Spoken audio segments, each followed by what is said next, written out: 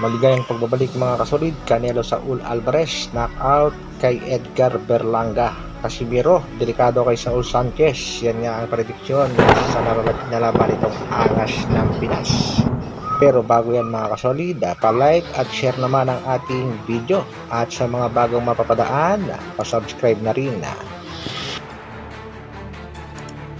Para sa ating unang balita mga kasolid, muling sasabak sa ibabaw ng lona ang ating kababayang si Romero Duno.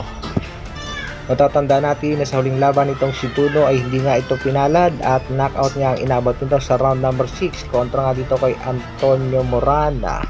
At ngayong August 31 ay muling mapapasabak si Duno sa undefeated boxer na si Cain Sandoval, na meron niya napakagandang kartadang 13 wins, 11 knockouts. Ano ang prediction niya sa laban nitong si Duno? Samantala, sa laban naman itong si Saul Canelo Alvarez kontra nga dito kay Edgar Berlanga. Kumpiyansang nga itong si Berlanga. Natatalunin niya itong si Saul Canelo Alvarez at di umano'y patitikimin niya na knockout itong si Alvarez. Pero marami naman nagsasabi nga wala pa daw malakas na nakalaban itong si Edgar Berlanga. Itong si Saul Canelo Alvarez ay may kartadang 61 wins, 39 knockouts, merong 2 talo. Samantalang itong si Berlanga undefeated, 22 wins, 70 knockouts. Mas matangkad nga itong si Berlanga, 6'1 ang height at 73 inches naman ang haba. Samantalang si Canelo 5'7.5 lamang at 70.5 inches naman ang haba. Tinawanan lang naman itong si Saul Canelo Alvarez ang naging banta sa kanya nitong si Edgar Berlanga. Kayo mga kasolid, ano sa palagay nyo?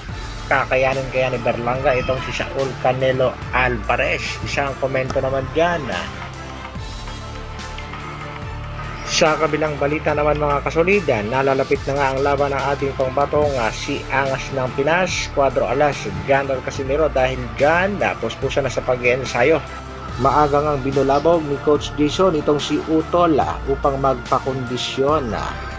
Desidido ang team Casimiro na makuha ang panalo kontra nga dito sa Mexican boxer na si Saul Sanchez.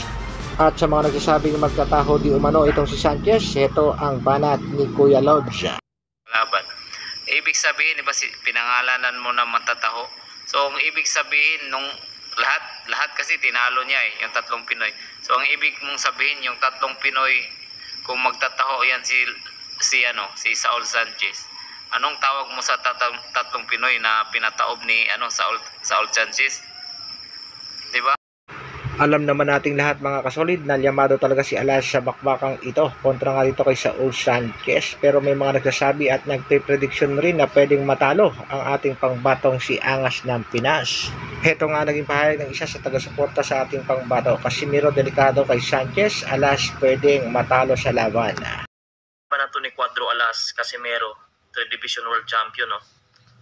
Dapat talagang seryosohin niya to kasi kung tingin ko kung pangit ang kondisyon ni Casimiro dito ni Cuadro Alas, delikado siya dito kasi kung may... Sa tingin ko naman mga kasolid ay hindi naman siguro magpapabaya sa pagkakataong ito ang ating pangbatong si Cuadro Alas, General Casimiro, kaya suportahan lang natin ang nalalapit niyang laban kontra sa Mexican boxer na si Saul Sanchez. Malapit na yan mga kasolid. Pero kung magkukumpiyansa nga ang ating pangbatong si Alas, posible ring matalo nga siya sa laban dahil si Sanchez sanay sa pangmatagalan. Ano sa palagay nyo mga kasolid? Hanggang dito na lang muna. Maraming salamat sa patuloy na pagsuporta at panonood. Isang like naman dyan. Mabuhay. Dr. Alvin Vlogs. Brrrr.